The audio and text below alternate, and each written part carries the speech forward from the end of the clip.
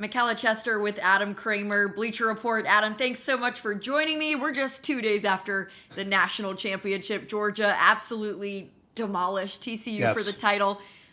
What are we going to do now, right after? Of course, a way too early look at 2023. We always do it. It's always fun. I mean, a great season for sure. We had the best semifinals in history and then just a blowout for the title game. So let's look at 2023. What are your biggest storylines after this great season? Well, I think it starts with the possibility of a three-peat, right? We have to at least have the conversation. Georgia in LA was already having the conversation. Kirby Smart talking about like learning to eat off the floor again, which I love that analogy in saying to make this team hungry. And one of the things that made Georgia hungry this year is they lost so many players. 15 players drafted, right? And so it's an amazing thing that they're able to win back-to-back titles. The team that they're going to have now isn't going to lose nearly as much talent. They're going to lose Stetson Bennett. They're going to lose some really key pieces, of course, Jalen Carter. But they've got a lot of really good players. Brock Bowers, can a tight end win the Heisman? I hope so. I at least want to make him a push for it. So I think a three-peat, when you look at Georgia's schedule and you look at their talent and the way that this, staff continuity, all of it, like all of the ingredients are there for us to have this conversation openly and honestly. And when you think about all the various changes around the sport right now, it is pretty amazing that one team seems to be the fixture. And if you're going to want to win at the level that Georgia's winning on, it's going to go through them again. So I think we might as well start talking about it now as the possibility of a three-peat because Georgia's prospects are very real. How about some other conferences in the mix? Yeah. I mean, we've had the SEC win the title for the past 4 seasons. Do you see anything interesting in 23 in any of the other conferences? I think the Pac-12 is going to be the most fun football conference in America, and I'm really excited. I mean, this year I felt that way. By the way, week to week, it was exciting when you look at the emergence of Washington and Michael Penix Jr. Look at USC, obviously finding itself under Lincoln Riley and Caleb Williams. But you also look at Colorado with Deion, and you look at the infusion of talent at Oregon and Bo Nix coming back. So you have a lot of returning talent, especially at quarterback. Utah and Cam Rising. You've got really, I think, a fascinating storyline in setting up for the college football playoff. It's a little tougher because you have these teams that are really good. Are they going to cannibalize themselves again, right? Which is what we've seen this conference do. But I think from a football perspective, from a entertainment perspective, I'm fascinated by it. And then in the Big Ten, of course, it's been the Michigan-Ohio State show, right? Is it still going to be the show? In some ways, yes, and maybe we'll talk about it a little bit. In some ways, no. I think there's a chance that a new team can emerge. So I do think beyond the SEC and Alabama trying to now chasing Georgia, there is some really exciting football matchups and storylines emerging just coast to coast. So correct me if I'm wrong, but this year it just felt like there wasn't a clear Heisman all season. Is it going to be the same this year? And can you break down some top names to know in 2023? I'm excited to hear this one. You mentioned Brock Bowers. Brock Bowers, yeah, a tight end, which let's be honest, probably not. But I'm going to be campaigning for like the next 8 months, so maybe that'll help. I'll hop on that campaign. Yeah, for sure. So I think really you have to start with Caleb Williams, and we've seen Heisman winners come back and struggle to return. He was incredible. He was sensational. But we saw the defense struggle a little bit at the end for USC. So can they make the proper adjustments where Caleb could somehow outperform a truly miraculous season? The other name that immediately comes to mind is Drake May in North Carolina. Like played his way into this conversation, I thought extraordinarily well. But again, this award is not just about statistics or performance. It's about the totality of the team, right? I think there's a chance that you get some of these emerging quarterbacks, J.J. McCarthy at Michigan, Cade Klubnik at Clemson, who I know struggled in their bowl game, I think has a wealth of talent around him. Jordan Travis at Florida State is a team I think we're going to be talking about quite a bit. So I'd love to dazzle you with skill position players or defensive players. We talked about Will Anderson, I believe, this time last year.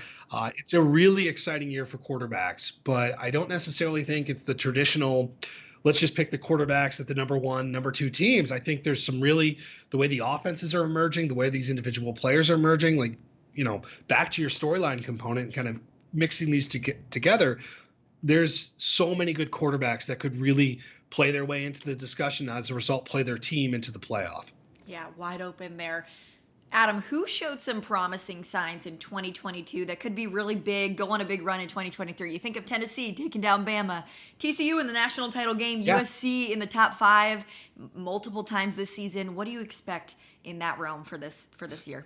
I'm going to have company in this one, but I think Penn State, when you look at their roster and, you lose Sean Clifford, but you're going to go to a 5-star quarterback in Drew Allard, and you look at the freshman contributions that they had. When we talk about this question, I really look at who has a roster that is emerging.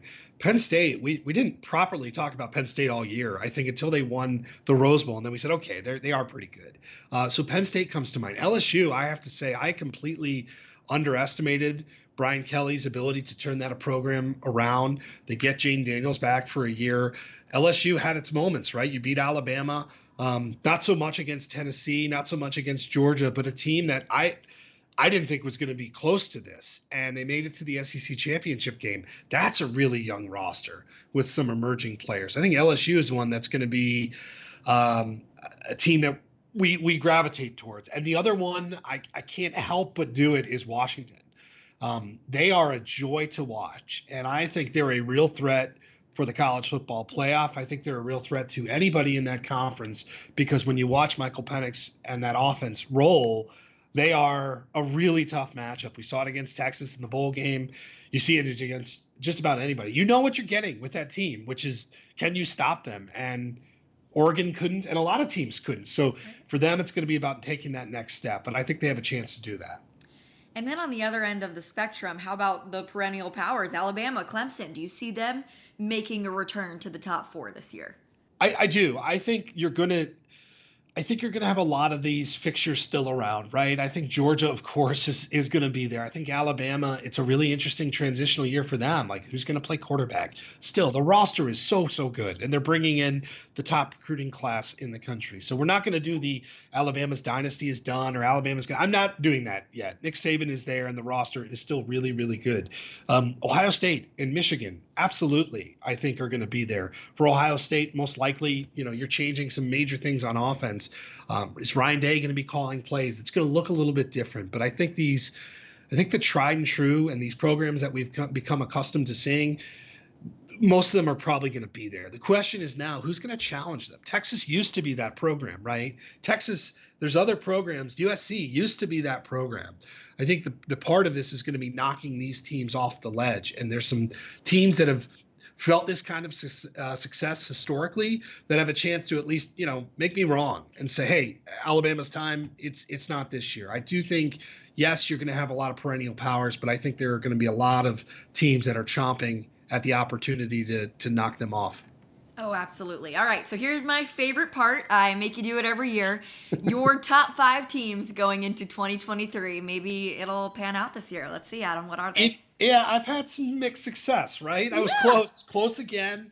I had Ohio State to win the national title. I don't know. I don't have that. Let me put a little disclaimer first. Like, this is a challenging year for me to rank, and I have Georgia number 1. I'll give a little background on each team, but I'll go through the top 5 first. So I have Georgia number 1. I have Alabama number 2. I've got Michigan number 3. I've got Ohio State number 4, and I've got Notre Dame number 5. And so for Georgia, I kind of mentioned it. There's a lot of talent coming back. They've got questions at quarterback, but at the national championship, I stood behind those quarterbacks. There are 5-star kids. There are kids with huge arms. There are kids that have learned to play in the system. And that offense does a great job in creating balance and eliminating kind of star power. And that may sound like a negative. It's actually a huge positive for Georgia. Georgia's going to be there. I think Georgia's going to be there, and they're a fitting number 1. I'm not the person, by the way, that says, hey, they're the champs, knock them off until further notice. No, I'd rank somebody else number 1. I just don't feel it's the right thing to do so. I struggle at 2 and 3, and I think you can make a case for pretty much any of the next couple of teams at 2. I'm going to go with Alabama. I have questions about quarterback. We saw Milroe play for Alabama this year, play pretty well, struggle against A&M. I think he's going to be the guy. Emerging receivers, a defense that should be better. It's Alabama. So there is a luxury of and a comfort in doing this. I still think that roster is great, but I don't feel great about that. Michigan at 3, I do feel pretty good. Now we've got as the time we record this, Jim Harbaugh, we don't know. And of course that could change the dynamics of this pick quite a bit. But Blake Corum coming back is a huge surprise. Donovan Edwards, JJ McCarthy, they're going to lose some pieces, but the core of that offense is going to be there, and that's going to be an explosive group. I think Michigan, although the season ended in such disappointing fashion, is a real problem. And I think they're a real threat to win the national title. Ohio State, we talked about them a little bit. Again, Ryan Day, so close. I had to have some really unique emotions watching this national championship. That felt like the title game. It did. And they're really close. And I think where they are and maybe the reputation aren't quite aligning. This is a team that's really good. They're loaded. Defense has got to improve a little bit. Marvin Harrison Jr. is spectacular. They're going to be great. Kyle McCord at quarterback could probably be the guy. I think Ohio State's going to be right there. And the Notre Dame is the interesting one for me. I think the addition of Sam Hartman to that offense, transferred from Wake Forest, I just think the world of him as a quarterback. And that's a team that obviously the struggles early on last season, I guess we can call it last season now, were well documented. And you add in one of the most dominant quarterbacks that we've seen collegiately over the last 3 to 4 years. Enormous addition. They'll have some players that they have to replace. They're getting some good, I think, news in terms of people that are returning. Marcus Freeman, they've got some guys. So this is a team that I think has a chance to actually take that next step. They needed the QB. It was a problem for them this year. I think they've got him. I think the addition of Hartman is just huge for them. Absolutely. All right. I like it. Later on, closer to the season, I'll have you actually break down your champion pick. So you don't have to do that yet. We've just got your top 5 teams. But lastly, let's get a little something to look forward to, Adam. Top matchups you're excited for early in the season. Yeah, it's kind of funny. Looking at this before, and we're chewing on next year, what it's going to look like. And a lot of it is really we're running it back from this year. So the matchups we're looking at, LSU versus Florida State. So if you think about this game in 2022, it was kind of odd. Florida State, we didn't know what they were going to be. We didn't know what LSU was going to be. Now they're the two of the hottest teams in college football. That's a hugely important game. It was a great game, by the way, the 2022 version. I think the 2023 version has a chance to be massive. And then the other ones that are really intriguing to me, Ohio State, Notre Dame, this time at Notre Dame. Look, I've got 2 of those teams mentioned in my top 5. It's self-explanatory. The stakes are enormous. It was an ugly game. Last time Notre Dame did a great job defensively. I think Notre Dame has a great chance to win that game, especially at home. Play these games on college campuses, by the way. It's the best. And last but not least, Texas and Alabama. Again, another game that we thought would be pretty lopsided. That wasn't a really competitive game.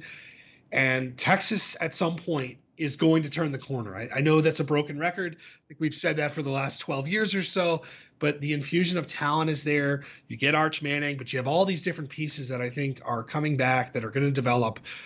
Massive, massive showcase for the sport, and obviously a massive showcase for both teams. Absolutely. Well, Adam, a lot to look forward to. Thank you so much for doing this. I appreciate your time as always. Of course. Thank you. Talk to you soon.